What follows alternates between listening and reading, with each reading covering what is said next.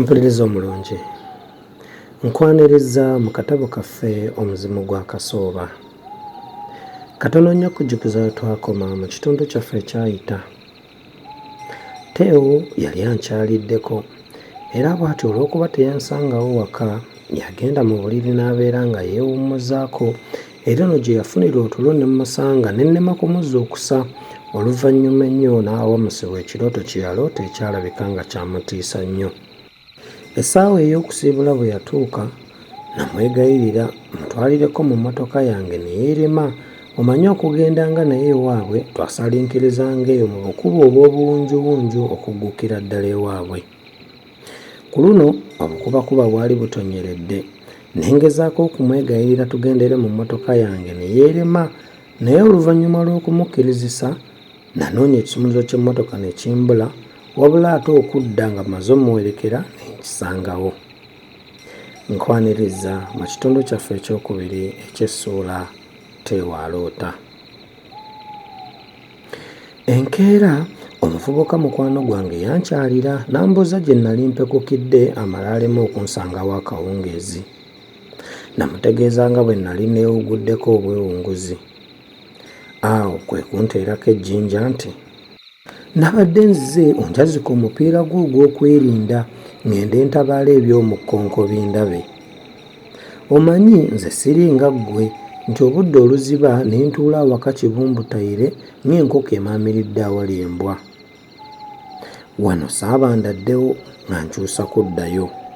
Naye mba nziguka nti mu luguudo emmotoka n'esimbula awo ebbali w'akakomera n'ejja ng'endeeze mu mbiriizi ekoleezezza amataala gonna ate efuuwa n'eŋŋombe. Neekanze n'ensala busozi luguudo era kaabuza katangwe mu nfulejje. Motoka eri yantuukiddeko ddala kumpi nga tennasiba era nga nze musajjawo nafudde dda. Nawulidde ng'omu ku baabaddemu agamba nti, "Sibbo!"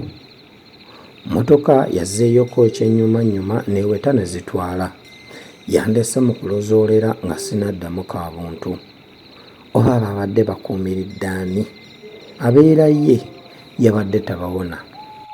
Namutegeeza ng'awo okumpi bwe waliwo ebiwala emmotoka gye zaateranga okwekulubeeseza ate ng'akakubo tusooka kukkirira mu kamu nga sinnawogokako.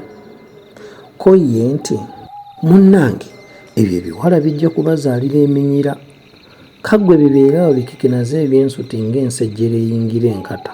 Tolimbuulira?" Waayitawo ennaku ntono ne tusisinkana ne Teo. Tuba tunyumyanyumya ne nkoona ku bigambo ebyo.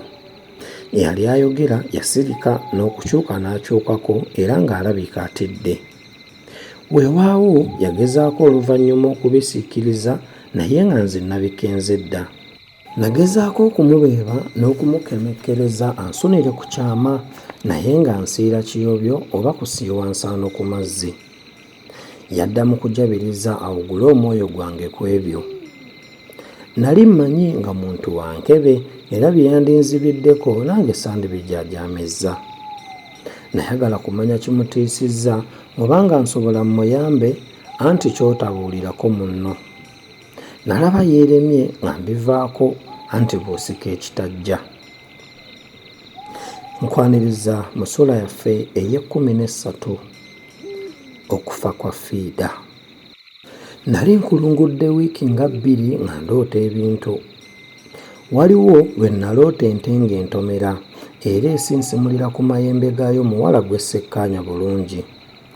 Olulala ne ndoota ennyama n'obutiko okugattako okusanga ensekere mu ssaati yange empyattuku gye nnali naakamala okwoza n'okugolola. Ate waliwo namunyeenye lwe yeekulubeeseza n'okusalira ekkerejje mu ddiiro ng'eno akanyenyenkole bwe kakaaba nti, "Tiri, tiri, tiri, tiri, tiri." Emiyaayu ng'ejjojjo gigufudde mugano gwa kuŋaŋalira na kugomokera mu luggya lw'emmanju ate ng'ekiwuugulu kisindogomera mu kakomera ak'emiryango. Lumu emisana ttukwago kaakaabira mu kabira akaatuli mu maaso ate ng'ekiba olowooza nti baakiraamira kuwoowoolera mu lusuku lwange buli kiro. Bino byonna bwe nabibuulirako ku bannange bennyamira n'okwekunkumula nti kitalo akanyamberege kaali kagudde. Nali nja kufiirwa omuntu nti era ebyo byonna byali bijja kumbikira. Nabasekerera nnyo kubanga nga siraba bintu ng'ebyo we biyinza kulengera na kulanga binaabaawo. Mu kiseera ekyo Fiida yali alabika nti yampanduukulira ddala mu birowoozo bye. Nali sikyamulaba newankubadde ng'abantu abamu baamusanganga ng'abuuka ebibanda ne mulenzi we. Weewaawo ebiseera ebimu nayagalanga okumulabako naye anti bagamba nti gw'olumirirwa emmeeme. Ddala nali nfuuse kisassalala gy'ali era nga n'ab'edda lwe baagera lutuukiridde nti battamijja. Wabula neekubagizanga na kimu nti kasita sinze namukyawa kukweya na mutumba gwa kibi ekyo. Lwali lwa gguloggulo amawulire ag'ekikangabo bwe gantuukako. Gaali gakufa kwa Fiida era nga waakuziika nkeera ku ssaawa 8 ez'omu ttuntu. Natya. Entegetege ne zita nensitama nga neetikidde emikono ku mutwe. Akatuuyo kanzika, ebiyengeyenge binzija era mpulira muli ekinsoya. Fiida yali ddala afudde. Kiki ekyali kimusse? Lumbe eki? Weewaawo yali anjiye naye nga si ye mukazi eyali asoose yadde akomereddeyo okukikola. N'olwekyo ng'ekyo tekimunjagaliza kufa. Nedda, Fiida si ye yali asaanidde okufa amangu atyo. Ebirowoozo byanzitoowerera ne mpulira n'okubabirirwa mu mmeeme. Najjukira lwe yasula ewaffe, amaaso ge, eddoboozi, emboozi ye n'endabika. Mpozzi byonna byali bifuuse kagenderere nga sikyaddayo kumulaba nate. Nejjusa ekyaŋŋaana okukkiriza okuwulira ebigambo bye yali ayagala okuŋŋamba. Nali nnyinza ntya okwesonyiwa singa kiba nti bye yali agenda okumbuulira byali bikwata ku kivuddeko okufa kwe. Kunneetondera ate kabe kasinge nga nandibaddeko ne kyemuyambamu n'atafa singa nali muwulirizza. Naye kati byonna byali kukaabira bwayiise namulwayaba anti nga siriddayo kubimanya. Enkeera nagenda okuwerekera ku mugenzi era eyo gye baatutegeereza nga bwe yali afiiridde mu kabenje ka mmotoka n'omulenzi muganzi we. Akabenje kaaliwo kiro. Emirambo ne gisangibwa ku maliiri eyo mu lukonko mmotoka gye yagwa. Wabula nga tuli emagombe tumalira ku Fiida ettaka, abatamivu baatandika okumokkola agagambo nti abafu battibwa na mmundu ne bateekebwa mu mmotoka eyasindikibwa n'egwa mu lukonko. Bo nga balumiriza nti emirambo gyaliko ebiwundu by'emmundu era nti bino eby'okugamba nti baafiiridde mu kabenje byali byakuwubya bantu.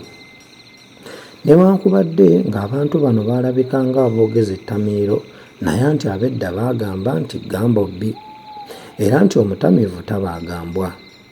Bwe ntyo nange muli kwe kutandika okwebuuza obanga abantu bano baali boogera mazima nga ddala Fiida yali afudde lukwatire naye nga baamulanga ky'okumutta ow'emage. Twava emagombe ng'ebirowoozo by'okufa kwa Fiida bigulumba era binketta bumere. Bwe twatuuka mu luggya mwannyina w'omufu n'andaga akapapula okwali ekigambo kkukuna akaasangibwa mu nsawo y'omugenzi eyagwa ewaali akabenje. Era n'antegeeza ng'omufu lwe yakomekkererayo okubakyalira bwe yalina akapapula ako nti bwe yamubuuza kye kaali kategeeza yaddamu ng'aseka nti, "Leero nno ebyaffe onoobisobolezaawa bw'omala gabireka." Mu kiseera ekyo saalaba bukulu bwali mu kigambo kkukuna. Nali mmanyi nga kkukuna yali kampuni gaggadde ng'erina amaduuka, ebirabo by'omwenge n'emmere, ebyuma ebisa obuwunga, amagalagi n'ebirala nfaafa era ng'erina amatabi kumpi mu buli kanyomero ka ggwanga. Bwe ntyo ne ndowooza nti osanga mu kampuni eno Fiida mwe yali atandise okukola. Wabula ne nzijukira ebigambo bye yandagula nti ndikiri olulala. Navaawo nga neetisse omugugu gw'ebirowoozo kubanga okusinziira ku bwama obwayitiŋŋana nga tuziika nali simatidde kukyatta Fiida. Kaali kabenje oba mmundu. Waba waakayitawo ennaku bukya Fiida tumumalirako ettaka ne tusisinkana ne Teewo. yantegeeza nga bwe yawulira nga babika fiida era n'ambuuza oba nga nagenda okuziika. Namutegeeza nga bwe nagenda era ne mmunyonyola bye nalaba ne bye nawulira. Ko ye nti, ensi! Kale oyo bambi mukazi wattu leero lwe batta waaki? Ko nze batta mutte. Ko ye, bannange si gwe obyogedde nti abatamiivu baagamba nti emirambo gyaliko ebiwundu eby'amasasi. Ko nze yenna eby'abatamiivu era obyesiga olekamu.